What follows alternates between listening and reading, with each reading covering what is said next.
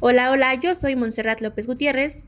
Hola, y yo soy Laura Daniela Rodríguez. Ambas somos estudiantes de la licenciatura en Estudios Sociales de la Universidad para el Bienestar Benito Juárez García y pertenecemos a octavo ciclo. Sean todos y todas bienvenidos a este episodio del podcast Pasado y Presente de las comunidades indígenas y afrodescendientes, que lleva por nombre el acto de convertir culturas vivas en atracción turística. Este es el cuarto episodio de la cuarta temporada, así que les invitamos a que se den una vuelta por las temporadas pasadas y escuchen esta temporada que lidera su querido grupo de Casti recién egresados 2026. Hoy vamos a hablar de cómo muchas tradiciones, lenguas, vestimentas y forma de vida de los pueblos y comunidades locales son prestadas como espectáculo para el consumo turístico, dejando de lado su verdadero significado, historia y valor cultural.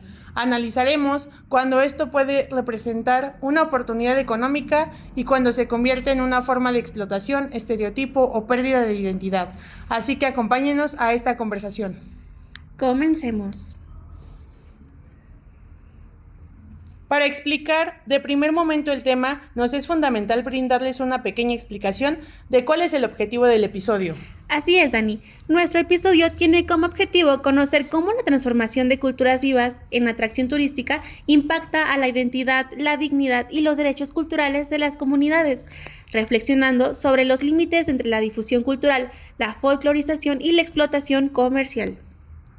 Así es, para la construcción del episodio nos basamos en entender el concepto de la folclorización y la apropiación cultural. Los identificamos como punto de partida para desarrollar los siguientes temas que presentaremos a continuación.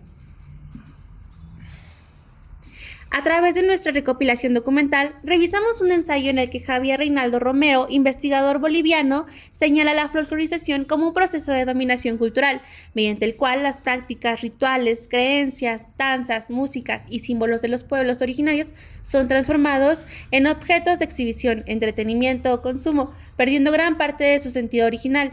No se trata simplemente de difundir una cultura, sino de arrancarla de su contexto comunitario e histórico para presentarla de manera superficial y atractiva al público. El autor señala que durante la colonia muchas expresiones culturales, por mencionar algunos ejemplos, la festividad del Día de Muertos o la danza del venado en el norte de México, entre otros, fueron perseguidas y consideradas idolatrías. Sin embargo, con el paso del tiempo y lo que hoy es una modernidad estructural, el cual es el proceso que duró aproximadamente 400 años, esas mismas prácticas dejaron de ser castigadas y comenzaron a ser toleradas o promovidas, pero bajo una nueva lógica, ya no como formas vivas de conocimiento y espiritualidad, sino como folclore, es decir, como tradiciones pintorescas, coloridas y útiles para construir identidad nacional o atraer turismo. Entendiendo esto que dices, Dani, quiere decir que una danza ritual puede convertirse en espectáculo escénico, una celebración comunitaria en un evento turístico, una vestimenta tradicional en un disfraz típico. Lo importante deja de ser su valor simbólico para la comunidad y pasa a ser su valor visual, comercial o recreativo. Además, Monse, es importante que entendamos cómo este tipo de procesos reproduce desigualdades coloniales, porque muchas veces se celebra la cultura, pero se sigue discriminando a las personas que la practican. Se aplaude la música, la comida o la fiesta, pero no siempre se respetan los derechos, territorios o formas de vida de estas comunidades. Por eso, la folclorización no es solo un tema cultural, sino también político y social. Wow, Dani, lo más interesante es que este proceso mantiene estas puestas en escena de danza, música, ceremonias que en tiempos anteriores no tuvieron un escenario favorable para su reproducción y difícilmente formaban parte de espectáculos masivos. Para que esto sucediera, tuvieron que darse una serie de transformaciones que, como señala Javier Reinaldo, desde la perspectiva moderno-colonial, respondían a la idea de progreso, desarrollo y civilización. Sí, en este caso, lo que se hace es legitimar al poder fetichado desde la hegemonía de los medios. Dussel, en sus 20 tesis de política, explica que los medios masivos no solo informan, sino que crean la opinión pública, convirtiéndose en instrumentos de poder más determinantes que los propios partidos políticos, y de que en los últimos tiempos se ha determinado industrias culturales, los cuales son sectores que producen y distribuyen bienes o servicios que tienen un contenido simbólico y cultural. Según Adorno y Marx, el objetivo de las industrias culturales no es solo el arte, sino también la rentabilidad masiva y la reproducción de la ideología dominante. Así la música folclórica, que antes servía para las fiestas del pueblo, en la que todos compartían y cada quien aportaba con lo suyo y el mayor beneficio era la alegría y el compartir, se ha transformado en mercancía de diferentes precios que circula en festivales, espectáculos y grabaciones de audio. Bajo este sentido, la película de Coco, estrenada en el año 2017, bajo el sello de Disney, es un caso para entender cómo la industria cultural absorbe la identidad de un pueblo para convertirla en un producto global. El Día de Muertos pasó de ser un ritual íntimo y comunitario a ser una estética visual explotable que genera ganancias a una corporación extranjera, aunado al hecho de que ahora la celebración se asocia a una estética que inevitablemente desplaza a las variantes locales, reales e identitarias. Así es, en este sentido, la música folclórica, las danzas folclóricas y las entradas simbólicas folclóricas que se venden como una consigna de recuperación de las raíces e identidad, ha marcado una desconexión de aquellas representaciones en su historia, sus productores y la identidad cultural e identitaria que representa su esencia original. Un ejemplo visible es el Aeropuerto Internacional Felipe Ángeles en el Estado de México, el cual mezcla elementos de distintas culturas porque el objetivo no es la preservación histórica, sino la experiencia estética del consumidor. Además de ser un punto clave político, otro ejemplo de danza que originalmente era parte de conexión comunitaria, ahora son representadas por el Ballet Folclórico de México.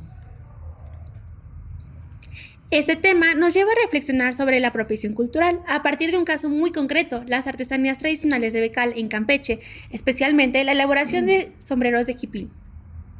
Así es, Monse, a través de El sombrero no es souvenir, de María Alejandra Mosqueda Escalante, analizaremos cómo estas piezas creadas con técnicas ancestrales por artesanos locales muchas veces son descontextualizadas y comercializadas como simples recuerdos turísticos, sin reconocer el trabajo y la historia y el valor cultural que representan.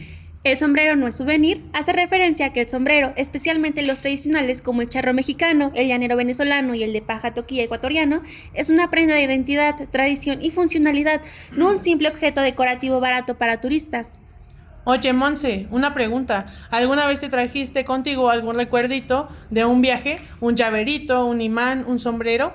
Claro, Dani, yo tengo un sombrero de paja que compré en Campeche. Me costó 200 pesos en el mercado. La señora que los estaba vendiendo me dijo que era un artesanal. ¡Wow! Impresionante.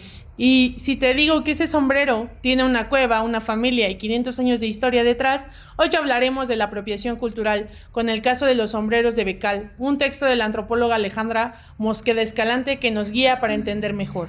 Porque no es lo mismo inspirarse que llevarse, robar y adueñarse de todos los créditos, el dinero y dejar a la comunidad fuera, pues ahí es donde todo el legado y el valor de la artesanía pierde su verdadero significado. Así es, Mosqueda empieza con algo que todos hacemos, llevar souvenirs. Para el turista es memoria, para la comunidad es sustento. Las artesanías son dos cosas, patrimonio cultural y el pan de la mesa. 12 millones de personas viven de la artesanía en México, aportan 490,000 millones de pesos al PIB, pero hay un problema, Dani, la globalización. La cultura se volvió producto dentro del mercado mundial, de adquirir productos artesanales fácilmente.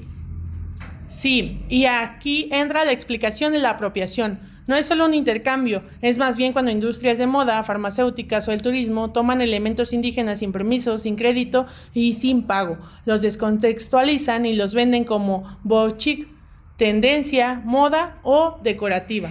En México se supo de un caso famoso, Dani. En 2015, una diseñadora francesa vendió blusas con bordados mixtos de Tlaxitopec como diseño original. Sin embargo, hubo demanda. Aún así, también en Tenango, empresas mexicanas plagiaron estampados y también hubo demanda en este caso. Y La Nación Abajo, que igualmente demandó porque la marca usó un nombre. ¿Y por qué pasa esto? Mira, Mosqueda lo explica. La apropiación intelectual occidental no entiende lo colectivo. El copyright protege al genio individual, pero el arte indígena es la comunidad, es cosmovisión, no marca personal. Hasta los años 90, a los pobladores australianos les decían que su arte era folclore, no arte, y no tenían derechos de autor porque no tenían genio individual. Imagínate, Dani. Impresionante, por eso en los pueblos indígenas hoy empujan sus propias leyes, porque los marcos legales actuales los invisibiliza. Como dice Mosqueda, es una colonialidad epistemológica, solo el saber occidental es universal, el indígena es local, no científico. Y aquí entra Becal, Campeche. El caso que estudiamos queda, ahí se hacen sombreros de palma de guano, en cuevas subterráneas. Así es. Ahí hombres y mujeres bajan cada mañana a las cuevas. La humedad hace la fibra suave y elástica. Usan luz azul LED porque la amarilla la seca y la quiebra. Tejen sobre moldes de hierro caliente y luego riñen con flores que crecen afuera de la cueva, y todo hecho a mano. Y entonces ahí es donde entendemos que no es solo un objeto, no es un simple sombrero, es botánica, es clima, es técnica prehispánica que persiste. La palma de guano se usaba desde antes de la conquista para techar casas mayas. En el siglo XX empezaron a usar artesanías. Y hoy, familias enteras viven de eso. Tienen pequeñas escuelas para enseñar a niños a trenzar, a hacer sombreros, canastos, lapiceros, y venden por redes sociales. Mandan a Europa, pero compiten contra copias industriales. Eso es lo que la antropóloga Mosqueda llama el riesgo, la apropiación indebida, que como se devalúan los bienes culturales, cualquier copia del diseño lo venden barato. El artesano que tardó días en una cueva no puede competir. Se pierde la rareza, se pierde el valor y se pierde el sustento. Sí, Monse, y es en ese momento cuando se pierde la historia, porque cuando compras el sombrero de Becal directo al artesano, compras la cueva, la palma, la familia. Cuando compras el plagio de Shane, compras solo paja. Entonces, ¿cuál es la diferencia entre intercambio y apropiación? Pues Mosqueda nos lo dice con unas palabras muy clave: consentimiento, crédito y beneficio compartido. Si en algún caso falta una de estas, entonces es saqueo. La autora cierra diciendo que proteger la cultura material no es solo tema de comunidades, es también tema del Estado, defender derechos, recursos, desarrollo económico y la identidad regional. Así que la próxima vez que compres un recuerdito, Dani, pregunta: ¿quién lo hizo? ¿De dónde viene la técnica? ¿Quién se beneficia si lo compro? Sí, porque como dice el título del artículo, la apropiación cultural pone en riesgo la preservación y reconocimiento de los pueblos, y a veces el riesgo cabe en una maleta de viaje. Fue un gusto para nosotras poderles explicar un poco más a fondo qué es la apropiación cultural y el dejar un poco más en claro el significado de folclorizar artesanías de una comunidad indígena. Y si llegas a ir a Becal, no te olvides de visitar y de entrar a la cueva. El sombrero no es souvenir, es memoria. Les invitamos a que sigan compartiendo el podcast y que escuchen más seguido. Gracias.